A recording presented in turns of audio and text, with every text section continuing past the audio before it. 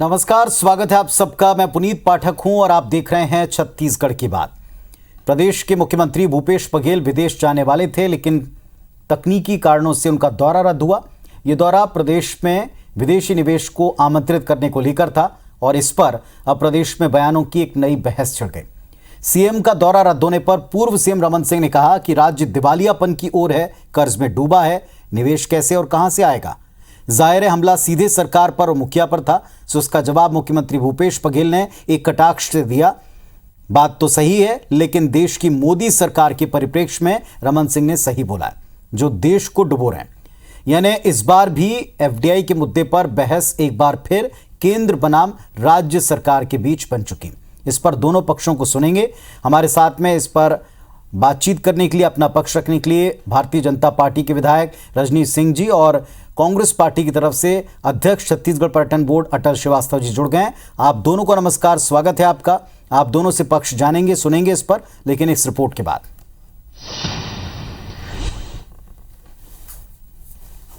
आज छत्तीसगढ़ जिस प्रकार दिवालियापन की ओर जा रहा है, मुझे नहीं लगता कि कोई एक भी आदमी यहाँ इन्वेस्टमेंट के लिए आएगा। बिल्कुल रमन सिंह जी राष्ट्रीय परिप्रेक्ष्य में ठीक कह रहे हैं कि देश की हालत करीब करीब वही है। छत्तीसगढ़ के सियासी अखाड़े में मुख्यमंत्री भूपेश बघेल और पूर्व सीएम रमन सिंह एक बार फिर आमने सामने हैं। इस बार दोनों के बीच विदेशी इन्वेस्टर्स को लेकर भिड़ंत हुई है। दरअसल छत्तीसगढ़ में विदेशी निवेश को बढ़ावा देने मुख्यमंत्री भूपेश बघेल इंडोनेशिया और सिंगापुर के दौरे पर जाने वाले थे, लेकिन तकनीकी कारणों से उनका दौरा स्थगित हो गया, जिस पर पूर्व सीएम रमन सिंह ने कटाक्ष किया कि छत्तीसगढ़ दिवालियापन की ओर है, राज्य कर्ज में डूबा हुआ है, यहाँ कोई निवेशक नहीं आने वाला। आज छत्तीसगढ़ जिस प्रकार दिवालियापन की ओर जा रहा है, वित्तीय रूप से सरकार घाटे में और कर्ज में डूबती जा रही है, तो ये राज्य की वित्तीय स्थिति ही इतनी खराब हो गई है कि मुझे लगता है कि इसकी जानकारी होने पर कोई इन्वेस्टर आएगा नहीं। रमन सिंह के हमले पर सीएम भूपेश बघेल ने पलटवार करते हुए कहा कि रमन सिंह राष्ट्रीय परिप्रेक्ष्य में सही बात कह रहे हैं। केंद्र सरकार के कई मंत्री विदेशों के दौरे पर गए हैं, लेकिन निवेश के लिए कोई आया नहीं। दिवालियापन की ओर तो केंद्र सरकार है। बिल्कुल रमन सिंह जी राष्ट्रीय परिप्रेक्ष्य में ठीक कह रहे हैं कि देश की हालत करीब करीब वही है कि हमारे भारत सरकार के लोग पूरी आधी दुनिया घूम ले आए, लेकिन इन्वेस्टर नहीं आए। दिवालियापन तो भारत सरकार के ही। वैसे आंकड़ों पर गौर करें तो छत्तीसगढ़ में पिछले 3 वर्षों में 1715 नए उद्योग स्थापित हुए, जिनमें 19,500 करोड़ रुपए से अधिक का निवेश हुआ। 33,000 लोगों को रोजगार मिला। इसके अलावा 149 एमओयू भी किए गए, जिनमें 74,000 करोड़ रुपए का निवेश होगा और 90,000 लोगों को रोजगार मिलेगा। फिलहाल विदेशी इन्वेस्टर्स को लेकर कांग्रेस और बीजेपी में आरोप प्रत्यारोप तेज है। बीजेपी जहां कांग्रेस सरकार की नीतियों पर सवाल उठा रही है, तो कांग्रेस मोदी सरकार को कटघरे में खड़ा कर रही है। सौरभ सिंह परिहार के साथ राजेश राज, IBC 24, रायपुर। तो दोनों पक्षों के दो बड़े समर्थ नेता हैं जो अपना अपना पक्ष सबलता से इस मंच पर रखते आए हैं। रजनीश जी और अटल जी हमारे साथ में जुड़े हुए हैं। अटल जी से शुरुआत करेंगे। अटल जी, मुद्दा प्रदेश में निवेश को लेकर के था। दौरा किन्हीं भी कारणों से रद्द हुआ, लेकिन कटाक्ष और हमला सीधा सरकार पर था कि जिस तरह के हालात हैं, कर्ज में डूबा प्रदेश और यहाँ कौन निवेश करेगा, यहाँ कौन रुख करेगा किसी निवेश का। कांग्रेस पार्टी की तरफ से आप क्या जवाब देंगे उनको, क्योंकि अब केंद्र बनाम राज्य का ये मुद्दा बना दिया गया है।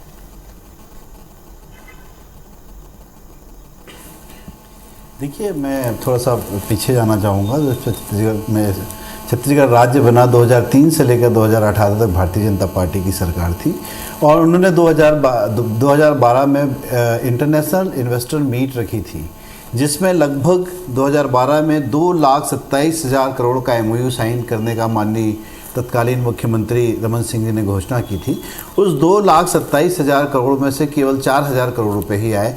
आधे से ज़्यादा, आधे 75% एमओयू जो है वो साइन ही नहीं हुए, जिन लोगों ने एमओयू साइन किया था उनकी ज़मीनें अभी वापस हो गई हैं क्योंकि उन्होंने आगे काम ही नहीं बढ़ाया है। तो भारतीय जनता पार्टी की रमन सिंह की सरकार ने कोई भी ऐसा काम नहीं किया। हमारी सरकार को आए हुए अभी 3.5 साल हुए हैं।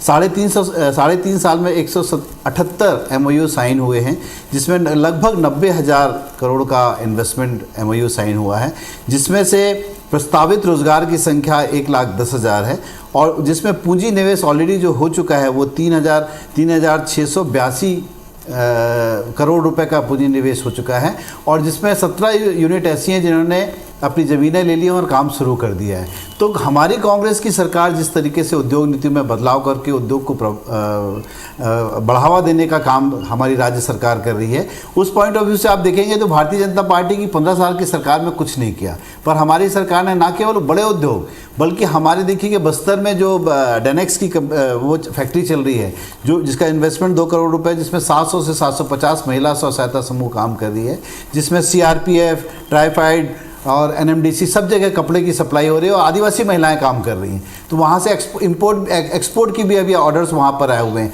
तो हमारी सरकार जिस तरीके से औद्योगिक नीति लाई हुई है और औद्योगिक नीति के माध्यम से रोज़गार उपलब्ध कराने का काम कर रही है, बाहर के इन्वेस्टर को हम यहाँ माहौल दे रहे हैं कि आप छत्तीसगढ़ आइए। पर भारतीय जनता पार्टी के डॉक्टर रमन सिंह को केवल छत्तीसगढ़ दिवालिया दिखता है, क्योंकि छत्तीसगढ़ को दिवालिया बनाने में रमन सिंह जी का बहुत बड़ा हाथ है। वो हमारे को केवल एक दिवालिया छोड़ के गए थे। आज अगर छत्तीसगढ़ बढ़ रहा है इन 3.5 सालों में कि छत्तीसगढ़ का किसान खुश है, छत्तीसगढ़ का आदिवासी खुश है, छत्तीसगढ़ के बेरोजगार खुश हैं कि उनके लिए रोजगार के साधन उपलब्ध।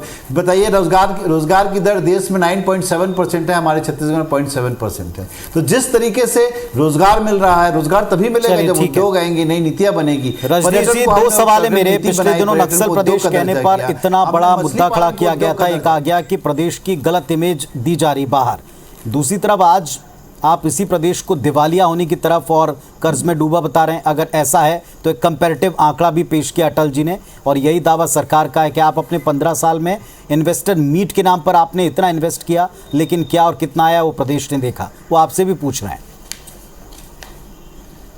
देखिए पाठक जी, भारतीय जनता पार्टी 15 साल में सरकार में रही 3 से 18 तक, और यदि मैं उन उपलब्धियों को बताऊंगा तो समय कम पड़ जाएगा।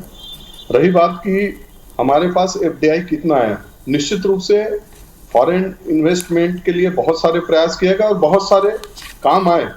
जो अभी ये दिखा रहे थे आंकड़े, ये सत्य नहीं है। यदि ये बता रहे हैं कि इतना हमने उद्योग स्थापित किया तो 1-2-4 नाम बता देते कि यहाँ हमने उद्योग फॉरेन के उद्योगपतियों का हुआ है और एक काम शुरू हो रहा है, किया जाएगा, किया जा रहा है, ये किया जाएगा और जा रहा है, ये काम नहीं होता है। आप 3.5 साल में काम करके बताइए कि इतना हुआ। दूसरी बात, छत्तीसगढ़ में ये FDI की बात करते हैं, फॉरेन इन्वेस्टमेंट की बात करते हैं। यहाँ के जो उद्योगपति हैं उनको जो सब्सिडी दी जाती है, जो सुविधा दी जाती है, वो नहीं मिल रहा है। मैं अनेक उदाहरण दूंगा कि उद्योगों को बढ़ावा देने के लिए जो सब्सिडियां दी जाती है, सुविधा दी जाती है, वो सुविधा राज्य सरकार अपने राज्य सरकार के उद्योगपति को नहीं दे रही। कई लोगों का सब्सिडी, जैसे हम जिस चीजों को प्रायोरिटी में लेते हैं, उनको चाहे दाल मिल हो, इस प्रकार के अन्य खाद्यान्न भी है और दैनिक वस्तुएं एक चीज है जिसको सरकार सब्सिडी देती है, सुविधा देती है। इसको सब्सिडी नहीं दे रही है, पिछला सब्सिडी उनका रुका हुआ है। दूसरा, कोई भी इन्वेस्टर जब बाहर से आता है तो उस कानून के राज्य व्यवस्था को देखता है, कानून व्यवस्था को देखता है। यहाँ क्या कानून व्यवस्था है हम रोज देख रहे हैं। और तीसरी बात जिसके तरफ आपने भी जिक्र किया कि यहाँ के माननीय मुखिया बोलते हैं दिल्ली में जाकर कि छत्तीसगढ़ नक्सल प्रदेश है, तो ट्वीट करते हैं। तो ऐसे जब खुद बयान देंगे तो यहाँ कौन सा फॉरेन इन्वेस्टमेंट आने वाला है। अभी तक ये जो बात कर रहे हैं कि हमने 3 साल में इतना रोजगार दे दिया, इतना एमओयू हो गया, एमओयू हुआ होगा, लेकिन काम कहीं कुछ नहीं हो रहा है। और इस प्रदेश में ऐसी कोई स्थिति नहीं है। माननीय डॉक्टर रमन सिंह जी ने जो कहा है, तर्क के आधार पर कहा है। 2000 से 2003 तक प्रदेश में 7,000 करोड़ का कर्जा छोड़ के गए थे कांग्रेस की सरकार। 13 से 3 से उत्तर देंगे अटल जी आपकी बातों का। अटल जी उत्तर मैं 5 सेकंड में बोल जी और बोल लीजिए जी पाठक जी।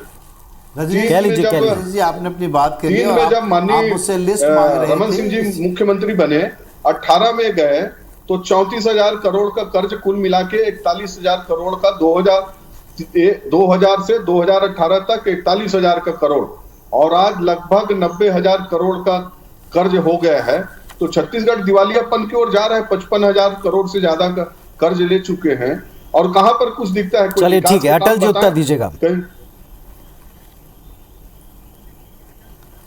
जी रजनीश जी, आपने अपनी बात कह ली। आप पहले मुझसे ये कह रहे थे हमको विरासत में क्या मिला। 41,000 करोड़ का कर्जा आप दे के गए, 15 साल की सरकार आपकी थी। अभी आप मुझसे लिस्ट मांग रहे थे कि 2018 के बाद कितने एमओयू साइन हैं और कितनी फैक्ट्रियां लग गई हैं। तो आपको मैं बताना चाहूँगा कि स्टील सेक्टर में 101 एमओयू निष्पादित हुए हैं, जिसमें 59,289 करोड़ रुपए का पूंजी निवेश हुआ है। प्रस्तावित रोजगार की संख्या 75 है, और जिसमें पूंजी निवेश 2481 करोड़ रुपए हो चुका नाम सहित बताइए ना। सीमेंट की में 8 संख्या है, जिसमें 6,300 बताइए 59,000 करोड़ कहाँ इन्वेस्टमेंट हुआ? आप अगर मैं नाम बताऊंगा, अगर मैं 101 स्टील सेक्टर सुनना चाह रहा हूं, अगर मैं 100 आप विधानसभा में पता कर लें, आप आ जाइए मेरे पास। 101 स्टील सेक्टर का नाम बताऊं आपको मैं?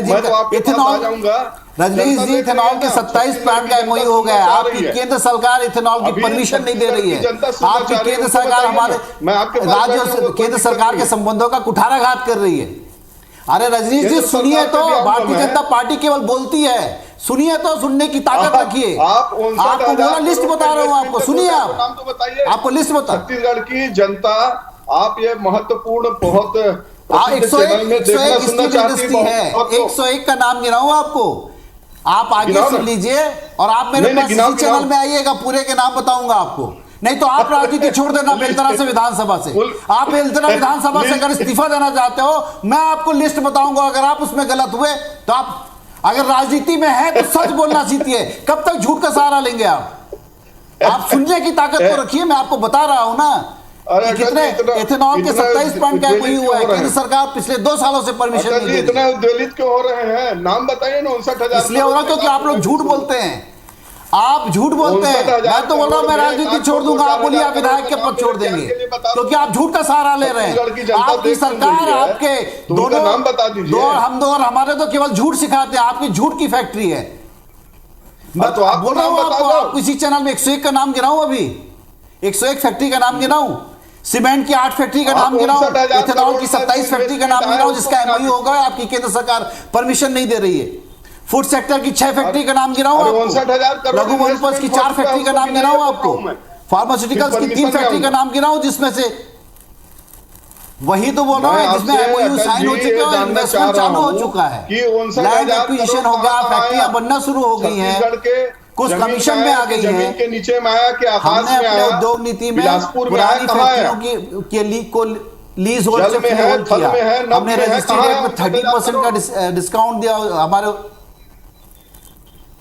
चलिए अब थोड़ा उत्तर पर भी चलते हैं रजनीश जी, आप रजनीश जी थोड़ा उत्तर पर भी चलेंगे। उत्तर में जो कटाक्ष किया है कि रमन सिंह जी ने बोला सही है, लेकिन बोला देश की सरकार के परिप्रेक्ष्य में है, और इस पर भी आप थोड़ी बात कर लें कि देश में आप भी कितनी जगह गए, कितने सारे इन्वेस्टमेंट को लेकर आपने बात की, लेकिन क्या आप देश में लाए? इस रजनीश जी उत्तर दें। कटाक्ष केंद्र पर किया है, सीधे केंद्र सरकार पर किया है, और निवेश को लेकर किया है। मैं पाठक जी एक आंकड़ा देता हूं, और ये फैक्ट में दे रहा हूँ। 59,000 करोड़ का नहीं है जो नभ में है, जल में है, थल में है। 59,000 करोड़ वाला मैं फैक्ट में दे रहा हूँ 2013-14 तक।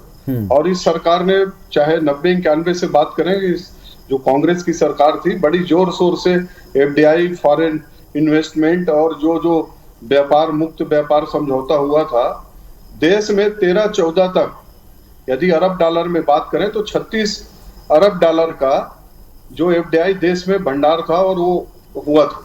और इन 8 वर्षों में माननीय मोदी जी ने, और ये फैक्ट है, इसको अटल जी यदि चाहेंगे तो थोड़ा सर्च कर लेंगे और पूछ लेंगे, आज 83,000 अरब डॉलर है वो। तो इससे अंदाजा लगा सकते हैं 36 से 83, और हम जो 5 ट्रिलियन डॉलर इकोनॉमी की बात करते हैं, उस दिशा में जा रही है भारत की सरकार। और उसमें कहां एफडीआई आया। और पाठक जी, सबसे बड़ी बात, माननीय प्रधानमंत्री जी ने, यदि देश के संदर्भ में चर्चा करें, आत्मनिर्भर भारत में रक्षा क्षेत्र में कितने एफडीआई आए, और वो हम देसी। चलिए अटल जी, कटाक्ष केवल पलटवार में था, या फैक्ट्स को लेकर के था? राफेल फैक्ट में बताएं, वो थोड़ा फैक्ट को बताएं कि 13-14 आपने राफेल में था, लाया। उसमें कितने बढ़ोतरी अटल जी, हुई, कम अटल हुई? जी हाँ, इन्होंने डिफेंस में बहुत बड़ा MOU साइन किया था राफेल का, जो कि पहले 536 करोड़ रुपए का था, जिसको एक राफेल की कीमत इन्होंने 1700 करोड़ रुपए में बेची। इस तरीके का ये FDI लेके आए थे। तो जिस तरीके का भ्रष्टाचार जो 536 करोड़ ये का सब बात एक हो सकता था, सुनने उसको के लिए 1700 तैयार करोड़ नहीं है रुपए में अटल एक जी। राफेल खरीदा था। अब तो इस तरीके से इन्होंने चिल्लाते रहिए, 36,000 से कोई सुनने लेकर वाला नहीं है। 83,000 करोड़ तक बढ़ाया था। वो बोफोर्स को लोग नहीं भूले हैं आज तक। रजनीश जी, जनता सुन रही है, देख रही है। जब 86,000 अरब डॉलर बच गया है तो देश में महंगाई क्यों है, देश में बेरोजगारी क्यों है, पेट्रोल की कीमत, पेट्रोल और डीजल की कीमत 100 रुपए पार क्यों हो गई, तेल की कीमत क्यों बढ़ रही है, रेलवे स्टेशन क्यों बेचे जा रहे हैं, एयरपोर्ट क्यों बेचे जा रहे हैं? हम तो हमारे दो की सरकार केवल में पूंजी बढ़ रही है, अंबानी और अंडानी की। देश के बाकी उद्योगपति गड्ढे में जा रहे हैं, ऐसा क्यों हो रहा है? इसका जवाब दीजिए ना कि केवल देश के 2 ही उद्योगपति बढ़ेंगे, उनकी ही पूंजी बढ़ेगी, बाकी सबकी पूंजी घट जाएगी। आखिर इसका जवाब दीजिए कि केवल देश में 2 ही उद्योगपति बने हैं जिनकी पूंजी बढ़ेगी। बहुत सारे उद्योगपति डिफॉल्ट हो चुके हैं।